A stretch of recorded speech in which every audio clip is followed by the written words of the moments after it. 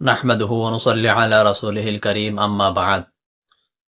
আজকে আরেকটি গুরুত্বপূর্ণ দোয়া নিয়ে এসেছি, যে দোয়াটি আমরা প্রত্যেকজনের শিক্ষা এবং আমল করা দরকার। আজকের এই দোয়াটি যদি একটু কষ্ট করে আপনি শিখে প্রতিদিন পড়তে পারেন, তাহলে এই দোয়া থেকে আপনার কয়েকটা ফায়দা হবে।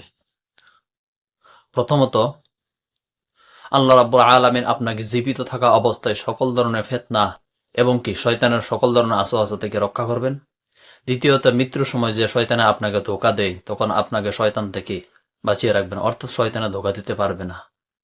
তৃতীয়ত, কবরের আযাব থেকে আপনাকে আল্লাহ রাব্বুল আলামিন নাজাত করে দেবেন। চতুর্থত, জাহান্নামের আযাব থেকে আপনাকে আল্লাহ রাব্বুল আলামিন রক্ষা করবেন। তাহলে আসুন, এই দোয়াটি অত্যন্ত গুরুত্বপূর্ণ। দোয়াটি আমরা একবার দেখি এবং কি শিখার চেষ্টা করি। দোয়াটি সুনানে ইবনে মাজাহ, সুনানে নাসাই সহ আরো কয়েকটা কিতাবের মধ্যে উল্লেখ রয়েছে।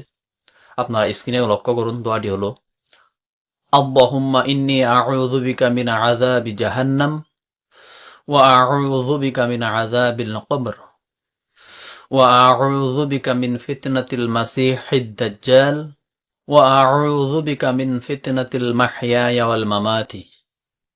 অর্থাৎ, হে আল্লাহ, আমি আপনার কাছে ফানাহ চাই জাহান্নামের আযাব থেকে, এবং আপনার কাছে ফানাহ চাই কবরের আযাব থেকে, এবং আপনার কাছে ফানাহ চাই মসিহ দাজ্জালের ফিতনা থেকে, এবং আপনার কাছে ফানাহ চাই জীবন ও মৃত্যুর ফিতনা থেকে।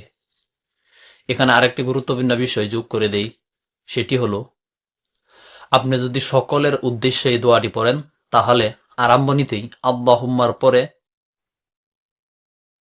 ইন্না নাউযু পড়বেন। আর যদি শুধু নিজের জন্য পড়েন, তাহলে ইন্নী আউযু পড়বেন। তাহলে আসুন আমরা এই দোয়াটি শিখার সাথে সাথে অন্যজনকে শিখার সুযোগ করে দিই, আর এই দোয়াটি আমরা শিখে প্রতিদিন আমল করার চেষ্টা করি। আল্লাহ রাব্বুল আলামিন আমাদের সবাইকে আমল করার তৌফিক দান করুন। আসসালামু আলাইকুম ওয়া রাহমাতুল্লাহি ওয়া বারাকাতুহু।